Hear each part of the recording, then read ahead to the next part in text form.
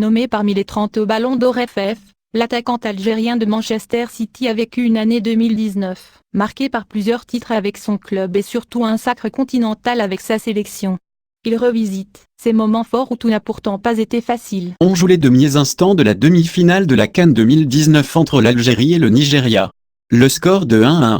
La prolongation semble inévitable jusqu'à ce coup franc en votre faveur au moment où vous posez le ballon. Que se passe-t-il?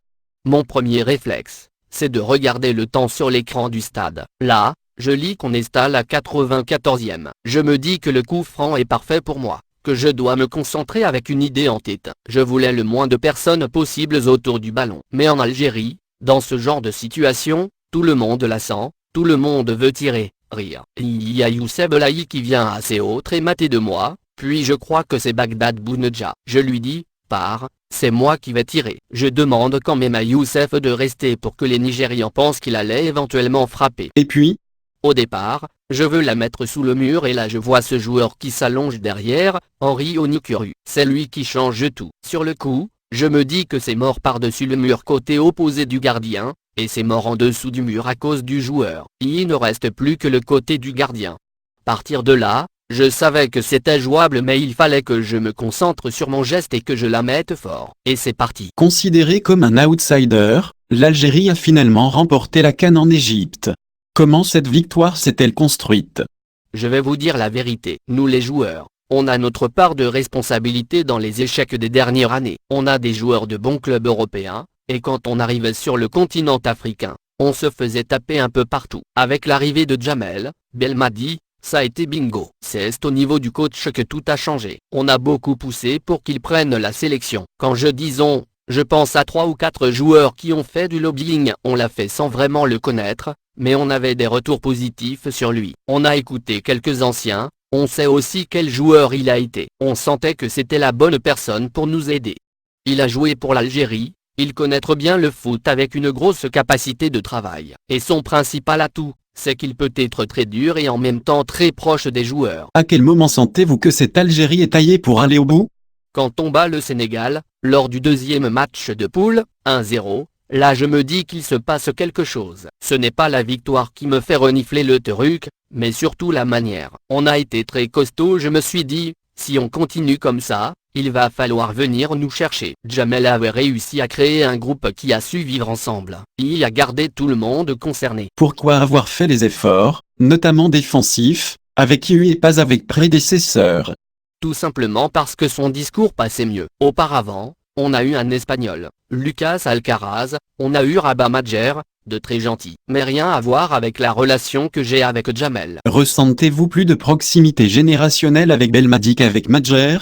Cela n'a rien à voir. Djamel Belmadi est plus fort tactiquement, je ne dis pas que Madjer est un mauvais coach. Mais Belmadi a un truc en plus pour te ramener tout en haut. Rabat Madjer s'est un peu tué par ses choix de joueurs. Il ne prenait pas le meilleur groupe, là où Djamel Belmadi ne se trompe pas sur les hommes. Il identifie parfaitement les besoins de l'équipe nationale. On est sur une série de 16 matchs sans défaite. C'est tout sauf un hasard. Récupérer le brassard de capitaine a-t-il été un déclic? Il y a le brassard mais je crois que c'est surtout ma relation avec Djamel Belmadi. C'est bien plus qu'un coach pour moi. Nous échangeons énormément. Dans cette sélection nationale, nous étions 3 ou 4 joueurs postulés pour le brassard. J'ai pris mes responsabilités, je lui ai dit que j'étais prêt à assumer ce rôle, pour le bien de l'Algérie. Sans aucune prétention, je sais que j'ai une légitimité, que le groupe me respecte, m'écoute et me suit. Je me suis dit que je pouvais aider, mais aussi que ça pouvait me libérer sur le terrain. Ce succès avec l'Algérie lors de la CAN, est-il lié au summum de votre carrière? Ou bien est-ce le titre de Premier League avec Leicester en 2016? Ce sacre avec l'Algérie se situe tout en haut. Ça sort des tripes. Vous pensez notamment votre papa disparu, en 2006, parce que vous avez choisi de jouer pour l'Algérie aussi en sa mémoire? Oui, c'est pour ça que je mets tout en haut. J'ai un lien fort avec ce pays, des liens familiaux forts. Tous les ans, j'ai passé mes vacances au bled. J'ai premier truc pour y Algérie. Premières émotions, cela ne se contrôle pas. Leicester, c'était incroyable, mais gagner avec son pays, je ne sais pas si c'est plus fort, mais c'est spécial. On n'avait pas gagné depuis la CAN 1990 à domicile où il y avait seulement 8 participants, dont des équipes B. Cela n'enlève pas premier mérite des anciens, mais, là, on l'a fait à l'extérieur, et surtout en Égypte. Lors de cette CAN, vous êtes sorti de votre coquille en répondant à des messages hostiles.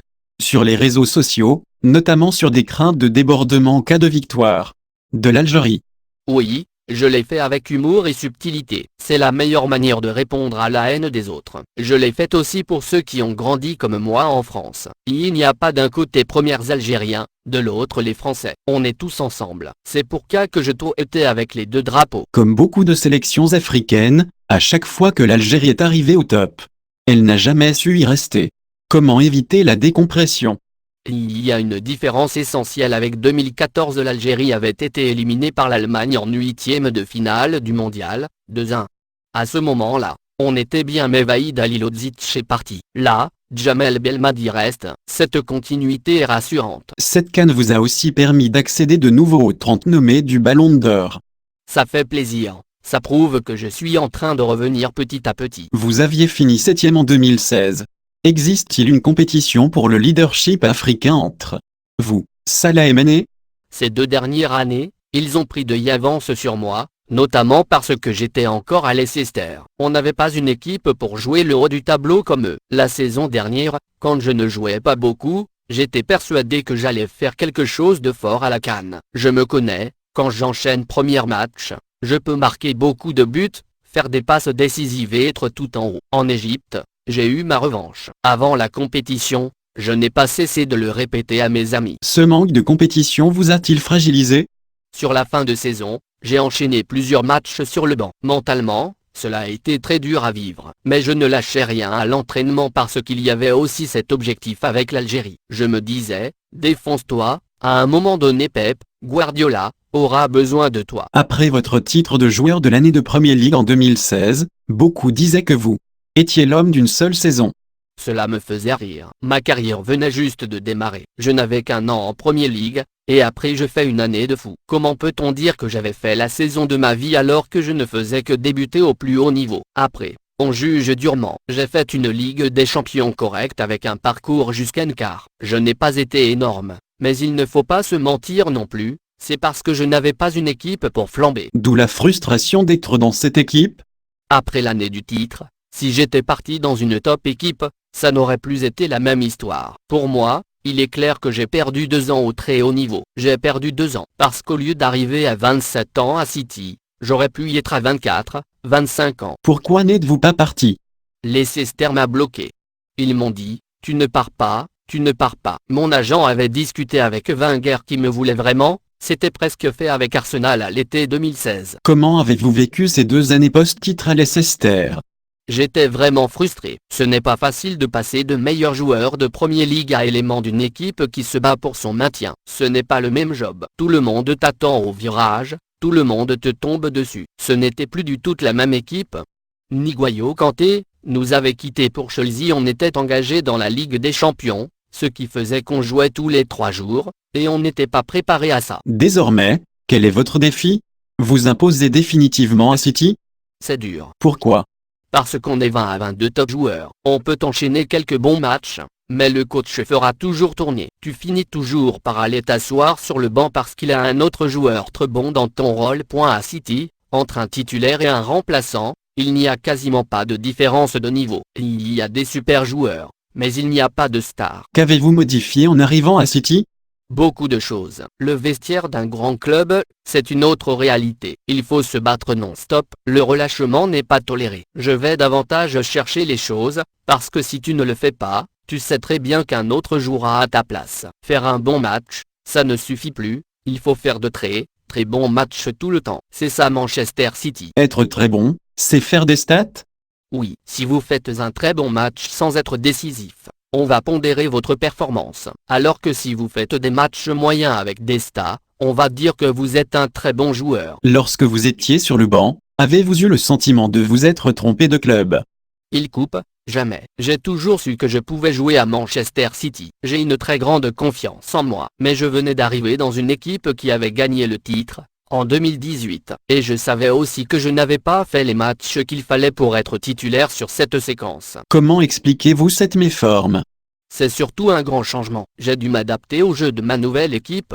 À Leicester, On était organisé en bloc bas et ensuite on se projetait. À Manchester City, c'est un logiciel très différent.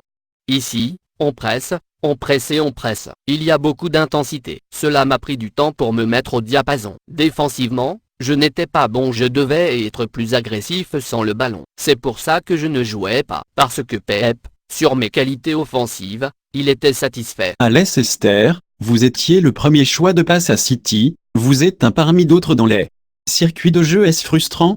Oui, c'est sûr. Je veux plus toucher la balle. Mais City, on a déjà ces joueurs-là et ils sont plus bas que moi sur le terrain. Là, c'est le ballon qui vient à toi très tranquillement. Et puis, dans les 30 derniers mètres, c'est à nous les joueurs offensifs de faire la différence en dribblant, en créant le déséquilibre ou le surnombre grâce aux courses des latéraux. Ici, je ne redescends pas chercher le ballon comme à Leicester pour être à la construction ou amorcer les transitions. Je peux encore le faire de temps en temps mais je joue plus haut. Je suis là pour finir le travail. Comment votre relation avec Guardiola a-t-elle évolué? Elle est vraiment très simple. Lui, c'est un gagneur, il est là pour nous faire progresser. Guardiola, il va tout nous expliquer, tout nous décrypter de A à Z, avec l'objectif de nous faciliter le match. Il est focus sur le jeu. J'adore les meetings avec le coach. La vidéo avec lui, c'est fascinant parce qu'on apprend sans cesse. Pourquoi la Premier League réussit-elle autant aux stars africaines ces dernières années? Didier Drogba, Yaya Touré, Sadio Mané, Pierre-Emerick Aubameyang, Mohamed Salah.